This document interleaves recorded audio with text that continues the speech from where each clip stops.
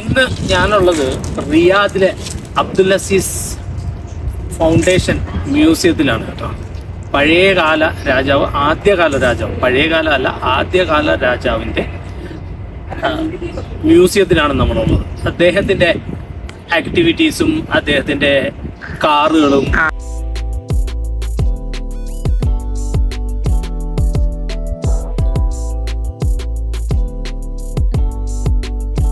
ഇപ്പോൾ ഞാൻ വീണ്ടും കിങ് അബ്ദുൽ അസീസ് പാർക്കിൻ്റെ ഫോട്ടോ സെക്ഷനിലാണ് കേട്ടോ. പുള്ളിയുടെ പഴയകാല ഫോട്ടോകളാണ് ഇവിടെ കാണിച്ചിരിക്കുന്നത്. King Abdul Aziz seated in Majlis Riyadh ഏപ്രിലിൽ. പിന്നെ സിറിയ എന്നുള്ള ഡെലിഗേറ്റ്സിൻ്റെ കൂടെ ഒരു പുറമേയുള്ള ഒരു മജ്ലിസിൽ പുള്ളി ഇരിക്കുന്ന ആ സീനാണ് ഈ കാണുന്നത്.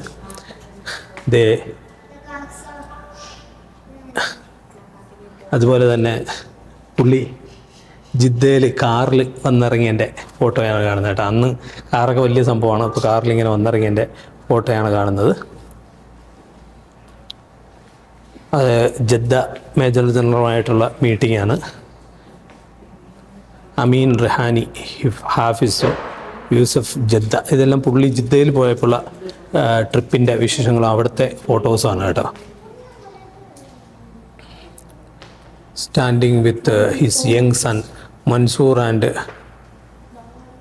മൻസൂറിൻ്റെ കൂടെ, പുള്ളിയുടെ ഏറ്റവും കൊച്ചുകുട്ടീൻ്റെ കൂടെ ഉള്ളൊരു ഫോട്ടോസാണ് ഈ കാണുന്നത്. Fatima near Jeddah with general sir Gilbert Clayton and the Palestine winter Georgios Santios. 1925 ഫോട്ടോയാണ് ഇത്. കിങ് ഫൈസൽ, മാഷാ അല്ലാ, കിങ് ഫൈസലാണ് കേട്ടോ. ഇത് നോക്കിയേ, അല്ല അദ്ദേഹത്തിൻ്റെ പഴയകാല ഫോട്ടോ എങ്ങനെയാണെന്ന്. വളരെ ചെറുപ്പത്തിലെടുത്ത ഫോട്ടോ ആണ്. മാഷാ അല്ലാ, മാഷാ അല്ലാ. ഓക്കെ, അപ്പോൾ ഇത് അത് കഴിഞ്ഞ് ഇവിടുത്തെ ഹോളി കാബ, അത് പഴയ കാലത്തെ കാബയുടെ ഫോട്ടോയാണ് ഈ കാണുന്നത് കേട്ടോ. ഇതാണ് പഴയ കാലത്തെ കാബയുടെ ഫോട്ടോ. ഇത് 1880 ഫോട്ടോ ആണ്. മാഷാ അല്ലാ, ഇത്രത്തോളം പഴയ ഫോട്ടോകളാണെന്ന് നോക്കിയേ. 1916 ഉള്ള ഫോട്ടോ ആണ് മലിക് അബ്ദുൽ അസീസിൻ്റെ. ഇത് ബാസ്ര 1916. ഇതെല്ലാം 1916 എടുത്ത ഫോട്ടോകളാണ്.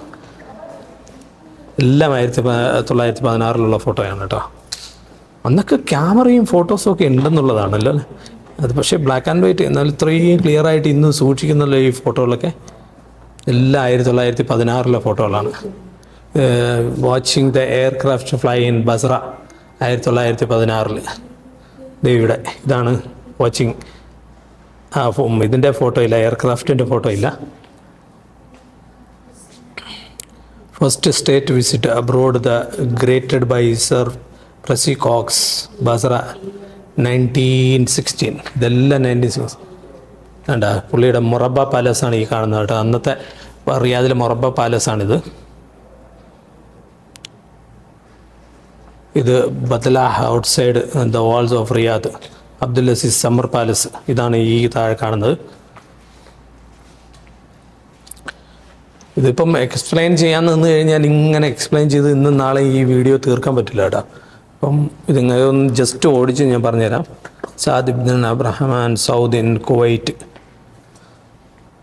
ഇങ്ങനെ ഒരു ജസ്റ്റ് ഓടിച്ചിങ്ങനെ ഞാൻ കാണിച്ചു തരാം. പിന്നെ ഇനി കൂടുതൽ എക്സ്പ്ലെയിൻ ചെയ്യാൻ പറ്റില്ല.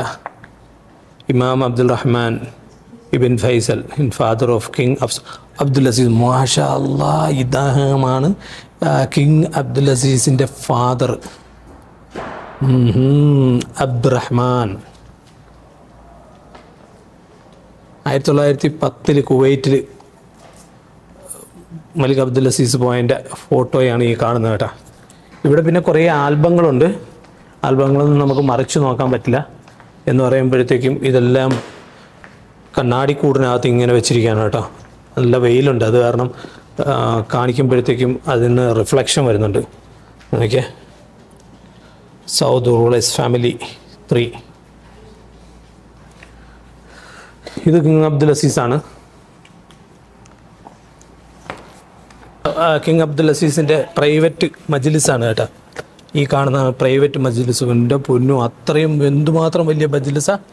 അത്രമാത്രം ആൾക്കാർക്ക് ഇരിക്കാൻ വേണ്ടി പഴയ കാലത്ത് ആവശ്യം പോലെ ചെയ്തിട്ടുണ്ട് കേട്ടോ. നോക്കിയാൽ ഒടുക്കത്തെ മജ്ലിസ്. അത് പക്ഷേ ഇപ്പം റീക്രിയേറ്റ് ചെയ്തതാണെന്ന് തോന്നുന്നു, ഇത്രയും വലിപ്പത്തിലാക്കിയത്. അതോ ഇത് ഒറിജിനലി അതാണോ? ഇവിടെയൊക്കെ നല്ല കാർപ്പറ്റൊക്കെ ഇട്ട് സെറ്റ് ചെയ്തിട്ടുണ്ട് കേട്ടോ.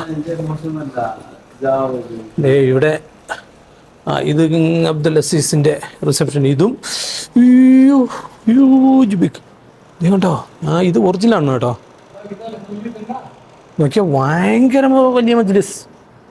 ഇത് പിന്നെന്താണ്, ഇത് ഇവിടെ ഒരു മജ്ലിസ് കഴിഞ്ഞിട്ടുള്ളൊരു ചെറിയ ജസ്റ്റ് ഒരു ഹാളുണ്ട്.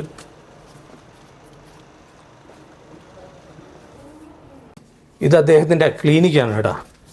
ക്ലിനിക്കിൽ ഇവിടെയുള്ള പഴയ കാലത്തുള്ള മരുന്നും സ്റ്റെതസ്കോപ്പും ഒക്കെ ഇവിടെ ഉണ്ട്. കുറച്ച് നമ്മുടെ പഴയ മീശത്തൈലമൊക്കെ ഇവിടെ ഉണ്ട് കേട്ടോ. അന്നേ കാലത്ത് മീശത്തൈലം ഉണ്ടെന്നുള്ളതാണ്. ബിക്സ് കോൾഡ് റബ്ബ് കേട്ടോ. ആ സംഭവമൊക്കെ ഉണ്ട്. അതൊരു സ്യൂട്ട് കേസിലൂടെ സെറ്റ് ചെയ്ത് വെച്ചിട്ടുണ്ട്. Various medical materials.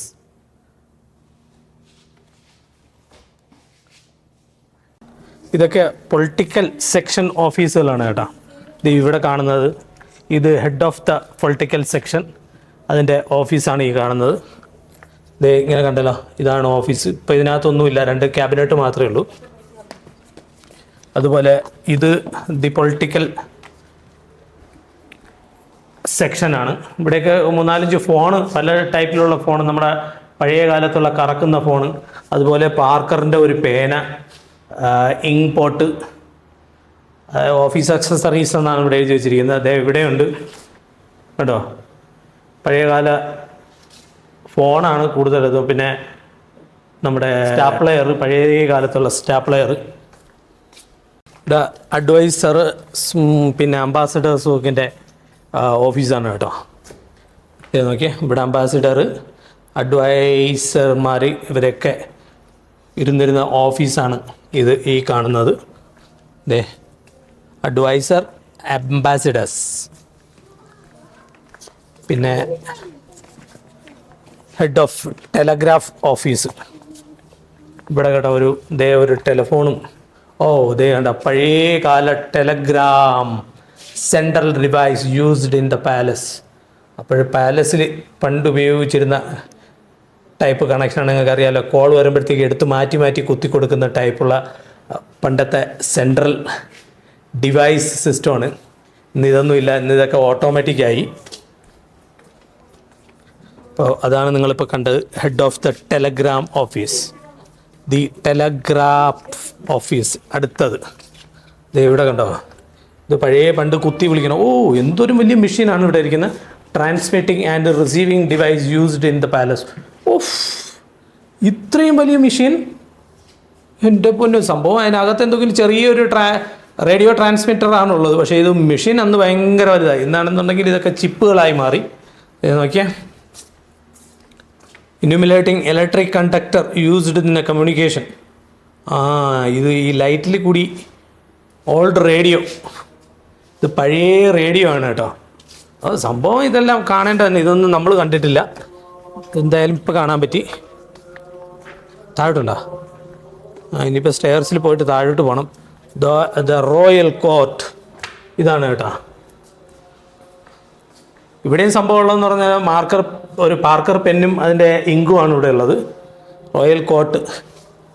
പക്ഷേ ഇവിടെ ഒന്നുമില്ല.